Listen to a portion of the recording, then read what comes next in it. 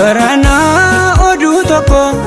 barageer oduu biraa dhaga'ama karaa tokko salphifnaan rakkoon biraa dhalatee gabaafama ogeessota addunyaadha nagaa buusuuf aggamnaan qalbii nyaate Baabiloon fayyuuf miti saba cabde qulqullee dhikkifate wixineen gaddiriiru madaasheetiif ta'uun dandeenye wallaansaa kanaaf harka ol fuudhate rakkinni ulee addoon dhaloota cabsa abbadhaa medda baabannaa Andagaa tamijjira dandiirratti Kiristoos irraa kanaan akkamittiin argama milkaa'inni Maariyaam Yooseftu miltoo wajjin deemsa jaalata birraan hubate rakkoon addunyaas kana uumaa ishee ganamaatti dugdaagatte dubbii waaqarree jennaan Nitundaa cheetamaatee kan wallachiisu anaaf cabsatee dhufe dunni karaa qawwamaa saraa kan onsu dooni maaliif raabamti imaltoota waaddattee utuu karaa deemtu isatti hin dadhabina leenca Yihuudaa malee falaan argattu.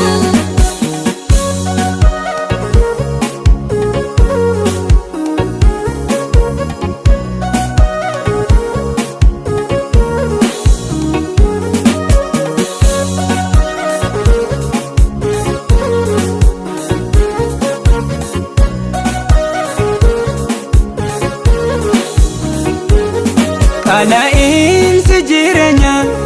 guyyaa guyyaan dabalaam toorarran jiru sabni saddaan walirree ilmatu abbaa fincilaam jaalalli jiru bara Israa'eelota haadha dhalaa godhatee affeelee nyaate kunoorraa sargaa jirra Obbolaa walladhabee diinaaf wallaate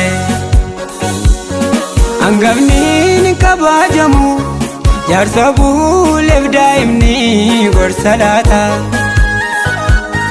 millatoo mataa hooqee akkamiin dachee kanaaf nagaan jiraata abbadhaa medda baabannaa Andagaa tamijjira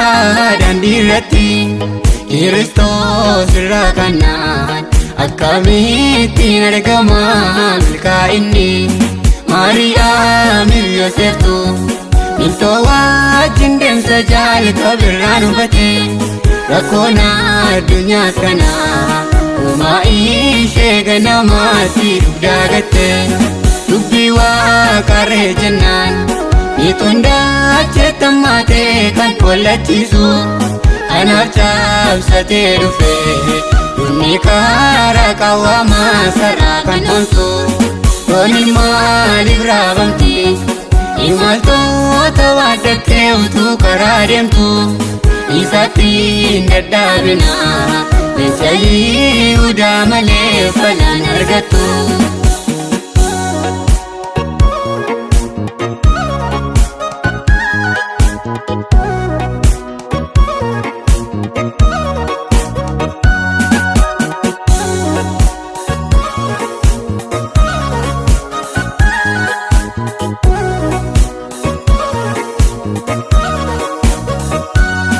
Wal'aansoon itti buufee somni dhugaan dorgomee kolfaan mul'ata waan garaasaa guuttate qaa'elaa dhoosaa ajjeesee nagaa fakkaata barruu nama baay'eerra dhiiga namaatu mul'ataan fuula waaqaatti horlafti kunuu ragaadha waan dhoksaan dalagameen baasa bakkeetti warri nuyi keessa jirru yeroo seetanni ija dhaalota jaamsedha. Fayyuu kan fedhu hundumtu amantiin gara garaa ilaalu namadha. Abdadhaa medda baabannaa wandagaa taamijjira daandii irratti Kiristoos irraa kannaan akkamittiin argama milkaa'inni. Maariyaamiif Yooseftu miltoo wajjin deemsa jalqabirraan hubate rakkoon addunyaa kana uumaa ishee ganamaatti dugdaa gatte. Dubbii waaqarree jennaan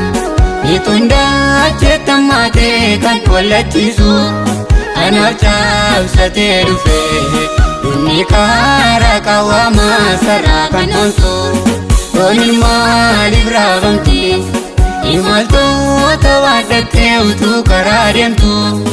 isaatti dadhaabina leenca Yihudaa malee falan argattu.